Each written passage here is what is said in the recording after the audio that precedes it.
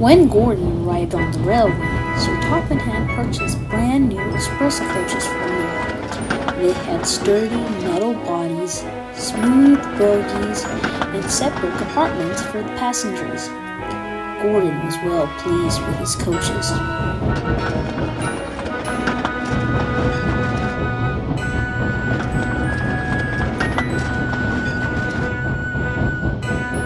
The old coaches felt left out. Time and wear led the railway inspectors to see them as unworthy of the main line. The coaches were most upset. "Cheer up," smiled Edward. "You'll still be useful on the branch line trains." "Branch lines!" they shuddered. "How embarrassing!" While Henry was shut in the tunnel, Edward took over his local trains. He knew all about being left behind and brought the old coaches out every chance he got them. This cheered them up, until Gordon voiced his opinion. "A pity," he sniffed. "Well, that's the price of progress.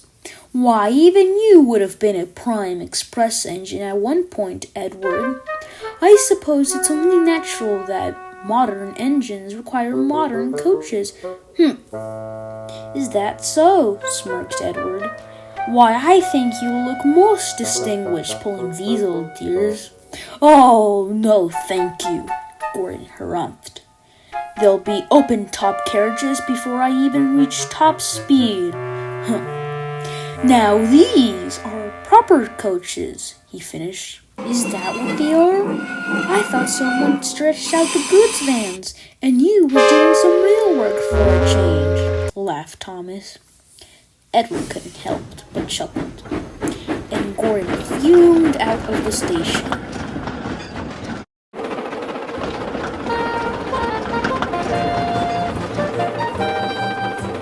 His mood didn't improve on the main line. They were running well, too well.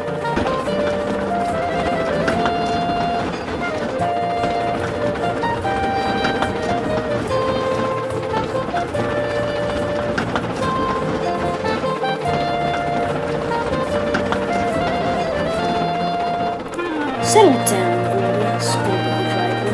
"You'll do a number on yourself. Make no mistake." Real work, muttered Gordon. "I'll show those engines a thing or two about real work." The next morning, Gordon tried to leave the sheds, but he couldn't. "What happened to me?" he groaned. The crew inspected him and quickly found the problem. "Something's wrong with your tender brakes," sighed the fireman. "And with how you were going about yesterday, I'm not surprised." "And you thought the old coaches were the ones who will fall apart," laughed Thomas. Edward shot him a look. "This is no time for teasing, Thomas. The express must go out on time." "Huh, and how?" grunted Gordon. "You aren't strong enough to pull those coaches, Edward." Edward glanced at the coaches in the carriage siding, and then he spotted something else. The passengers were growing impatient. There was no train ready for them, and it would be soon time to leave. The Fat Controller had just stepped out of his office to see what the matter was, when he saw a most peculiar sight. Edward came steaming in with all the old coaches he could find. The passengers were surprised, but thankful they had a train at all. They hurriedly boarded the coaches, and the Fat Controller smiled.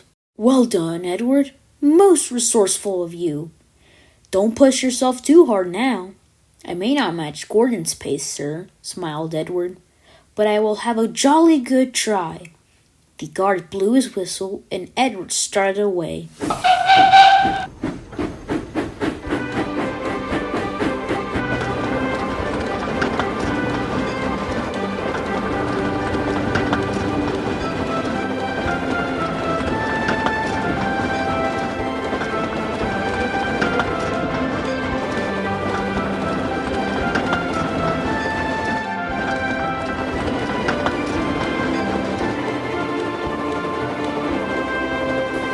Soon, he was coasting down the mainland, making excellent time.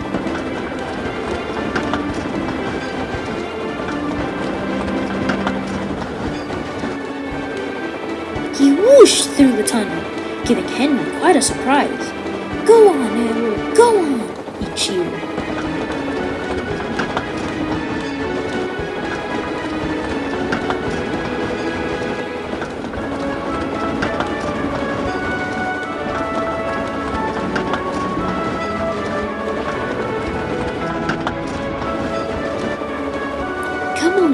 Come along, Edward puffed. Gentle and fast, cooed the coaches. They were very pleased with Edward.